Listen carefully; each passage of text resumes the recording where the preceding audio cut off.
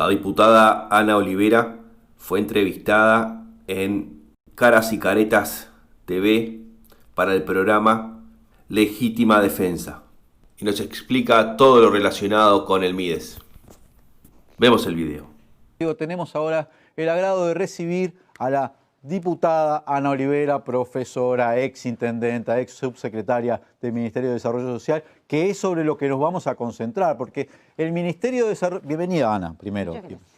El Ministerio de Desarrollo Social ha estado en la picota, ¿no? Ha sido uno de los temas candentes en los últimos meses.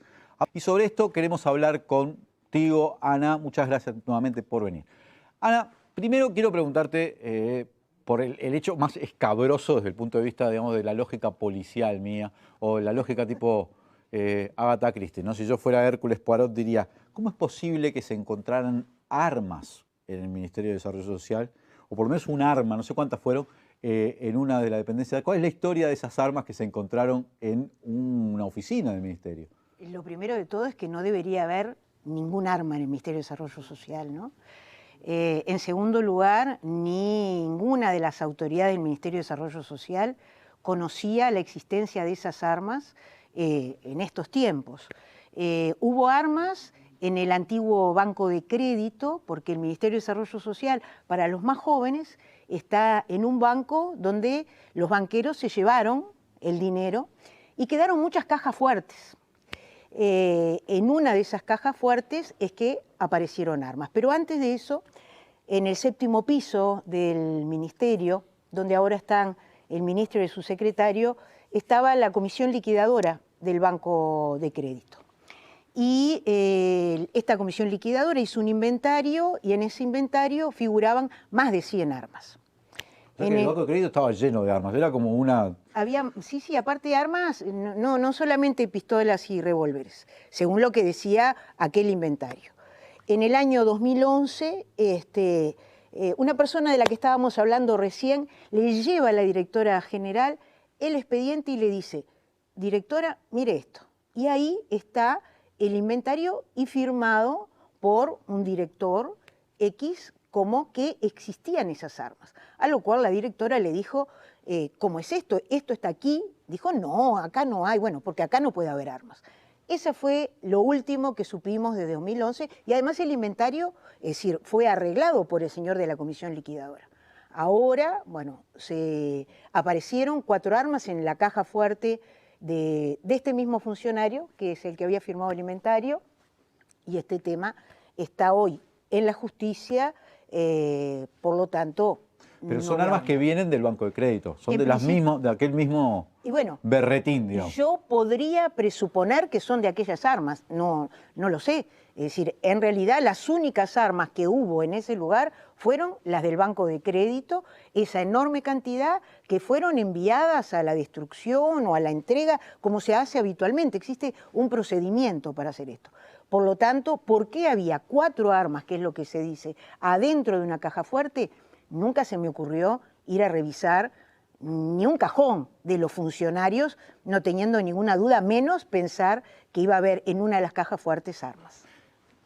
Ana, también hay toda una polémica en relación con lo que ha aparecido, o lo que aparentemente ha aparecido en los depósitos o en diferentes depósitos del MIDES.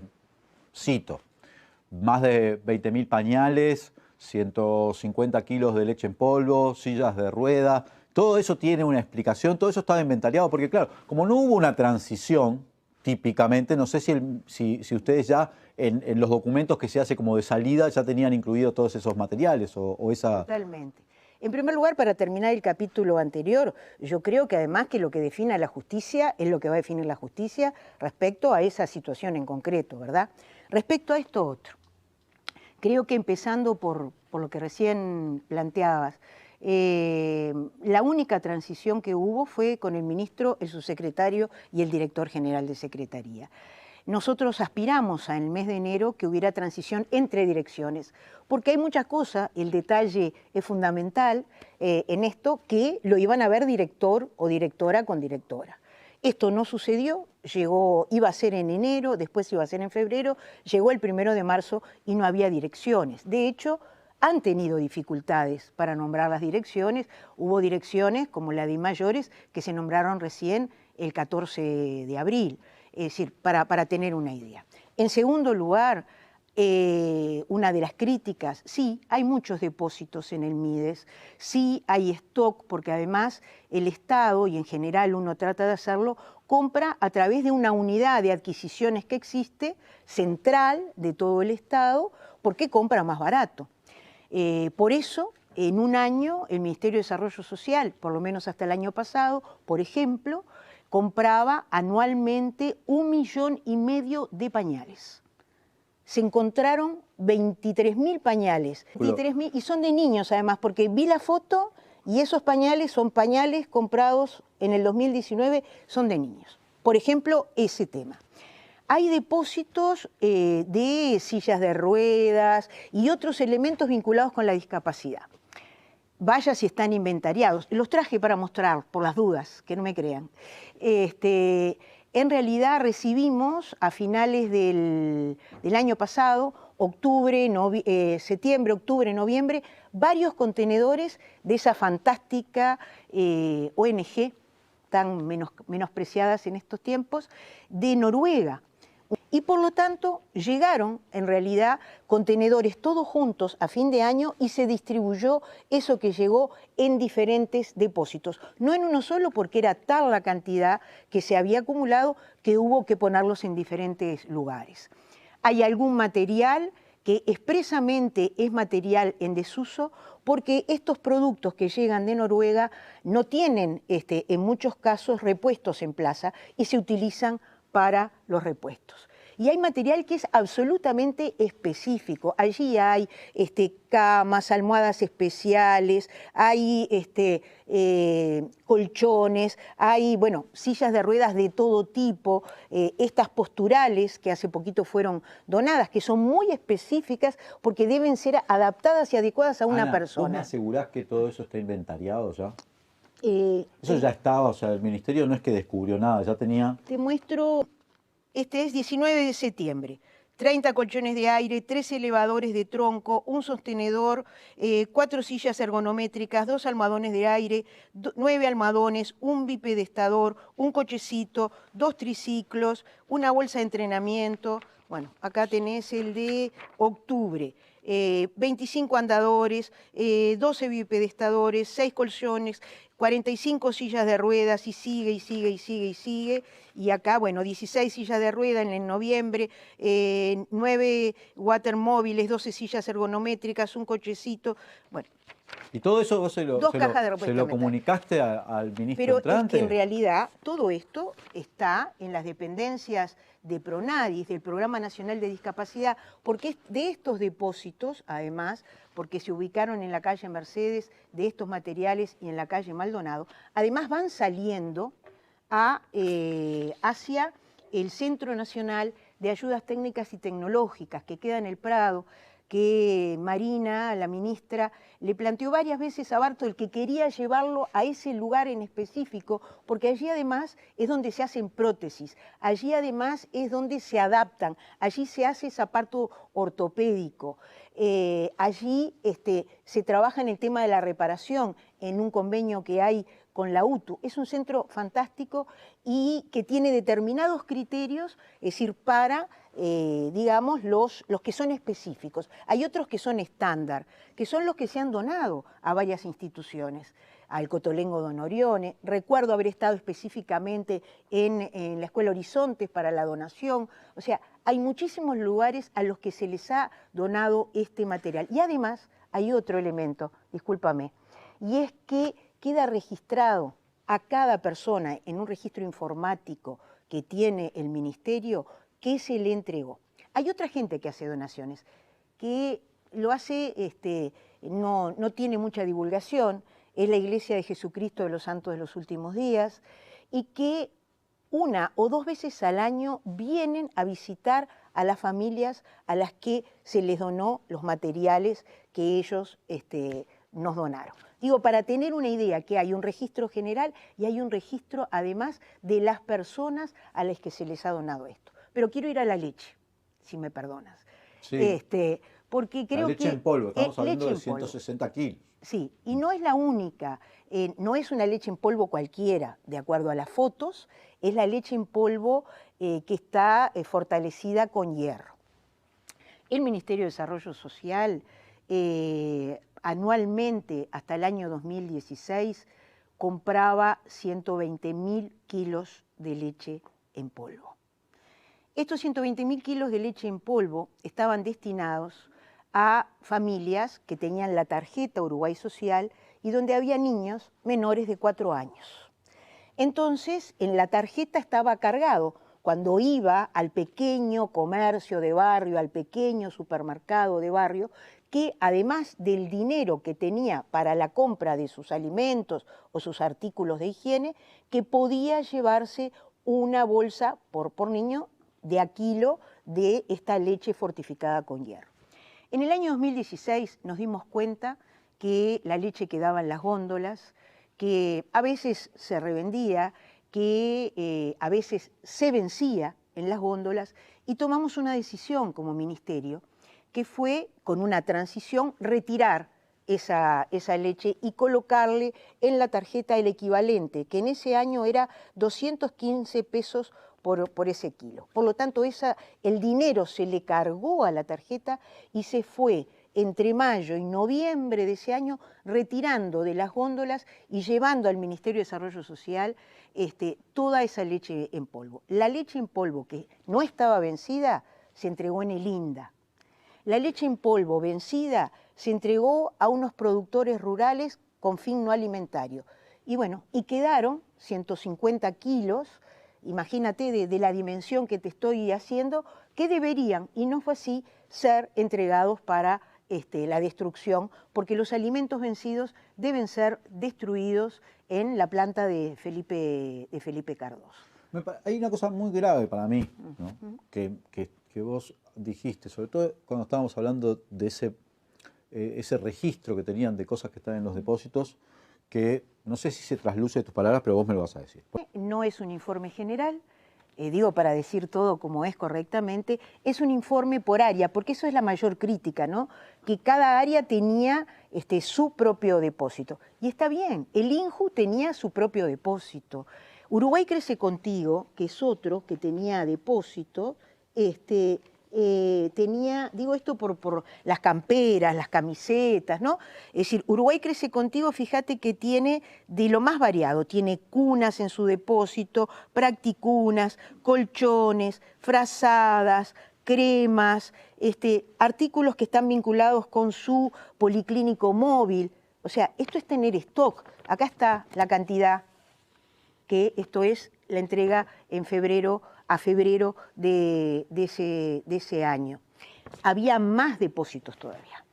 Había un depósito que es de INDA, ¿tá? Que allí está absolutamente, es más, INDA además, me decía el otro día el director del INDA, que periódicamente los productos vencidos, porque hay veces que se vencen los productos y no se distribuyen, es decir, se enviaban a la destrucción. Y después hay otra cosa que apareció que a mí me parece muy importante aclarar.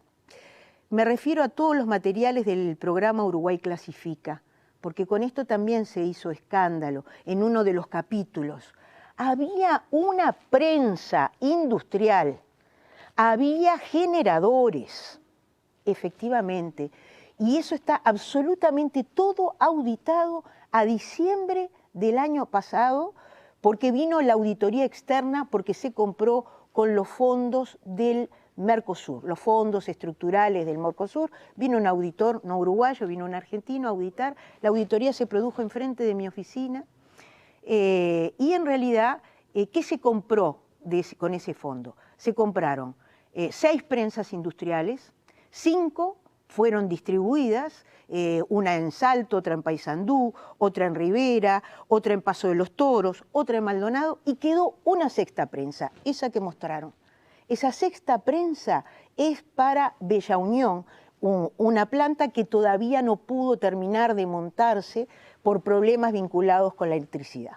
Pero además de todo eso, se compraron generadores, se compraron balanzas, había chapas, a principio de este año, digo porque también las chapas aparecieron, ¿no? Había chapas que están vinculados con este programa, que se le entregaron a Rivera a principio de año para los vestuarios, balanzas creo que ya te las mencioné.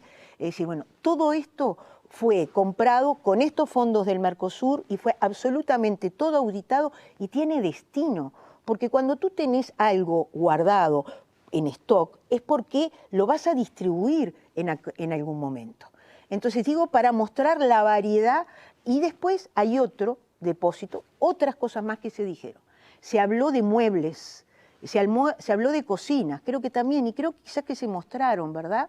Bueno, el Ministerio de Desarrollo Social tiene un rol vinculado con la protección de víctimas y testigos. Y por lo tanto, la primer tanda, el primer stock, vino cuando recién fueron los primeros testigos protegidos, que fue allá por finales del 2018. Y allí se compró por parte de Presidencia de la República el alojamiento para 15 casas, completo, todo. Camas, colchones, cocinas, armarios, garrafas, ¿cómo se llama? Sábanas, almohadas, platos, vajilla, para armar estas casas. Ana, Sí. no, porque podemos seguir respondiendo o tratando de aclarar las diferentes cosas Sí. que se han dicho. Podríamos, por ejemplo, meternos con el tema de las organizaciones de la sociedad civil. Me interesaría mucho hablar de las organizaciones de Porque, la sociedad porque civil. sobre las organizaciones de la sociedad civil se ha presentado como que fuera un mecanismo casi de desfalco, ¿no? Lo primero de todo, yo te estoy contestando todo esto respecto y con este detalle, y podría No, a mí me ser interesaba mucho mucho mayor saber el sobre los detalle, detalles. porque en realidad nosotros estuvimos esperando a que esto terminara alguna vez, porque en realidad arrancamos con el tema, ¿te acuerdas?, de los alquileres, con el tema de Uruguay Trabaja, con el tema de los campos y el Instituto Artigas, el tema de los contenedores del Cotolengo Don Orione, es decir, y todas las semanas teníamos un capítulo distinto, ¿no? Entonces nosotros dijimos, bueno, tenemos que esperar porque uno no puede estar todas las semanas contestando al capítulo de esa semana, que en realidad termina siendo, ¿verdad?, un show mediático frente a lo que es la esencia del Ministerio de Desarrollo Social, que es el desarrollo de sus programas, y no el contralor de los depósitos que seguramente las áreas respectivas y la logística del Ministerio, dependiente de la Dirección General de Secretaría, tienen que realizar y tienen que mantener y tienen que controlar. Pero hay otras cosas más importantes. A mí me interesa porque simultáneamente, se da esta especie de serie de Netflix, ¿no? Semana a semana tenemos un capítulo nuevo, probablemente siga además. Es que va a seguir porque filmaron más, pero ya, bueno, hacía más tiempo, demasiado tiempo había pasado. Simultáneamente los trabajadores sobre todo, SUTIGA, o sea, las diferentes asociaciones de trabajadores tercerizados, están denunciando un desmantelamiento de los programas del MIDES, ¿no?, de los programas de desarrollo social. ¿Cuál es la evaluación que estás haciendo vos de la gestión que está desarrollando en este momento el ministro Pablo Bartos y el gobierno en relación con las políticas sociales? ¿Hay efectivamente un desmantelamiento? ¿Ustedes están notando que se está suprimiendo programas o se está volcando menos recursos hacia la asistencia social de la gente más humilde? No sé. En primer lugar, quiero aclarar algo respecto a las organizaciones no gubernamentales, porque creo que ha habido también desde el primer momento, y ha habido un prejuicio, porque en la primera conversación que tuvimos con el actual ministro, él me expresó el tema de que él tenía, como que le estaban comiendo la oreja, fue la expresión que utilizó, de que había organizaciones que no hacían lo que tenían que hacer. Y tuvimos una conversación sobre las organizaciones no gubernamentales. Y en realidad, como en todos los ámbitos de la vida, hay excelentes, hay buenas, malas, regulares, pero yo creo que con intención o sin intención se tiró un manto de duda sobre absolutamente todas. Y se dijo una cosa muy grave, se dijo que había un esquema montado por el cual de alguna manera el Mides era cómplice respecto a los alquileres en relación al tema de los refugios de calle, cosa absolutamente falsa. Nosotros habíamos dejado todo ordenado, traje, porque era una broma que te había hecho, la sábana que tengo colgada, la tengo aquí, en mi... ¿Una sábana? Y bueno, es casi una sábana en realidad, porque es esto que si tú lo vas estirando y estirando y estirando, bueno. te dice, esto es lo que es uno de los, este es uno de los documentos que le fue entregado en la transición, donde está con claridad, ¿verdad?, cuál es el convenio, a qué corresponde ese convenio, quién es el proveedor, que si es una cooperativa, cuánto dinero le fue transferido, cuánto rindió, cuánto se le aprobó y cuánto debe aún rendir. Esta es una, ¿verdad?, que esto le fue, porque hay un sistema informático que hace esto. Tiene una de esas siglas espantosas que nosotros nombramos, que se llama ODU. Además de esta, hay una sábana que es más grande, que es uno por uno los trabajadores de las diferentes organizaciones sociales con su carga horaria. Es que a mí primero me preocupó muchísimo porque de arranque hubo además un golpe a una organización de mujeres y feministas importante de la vida de este país, es decir, que se la golpeó y se la golpeó y se la golpeó.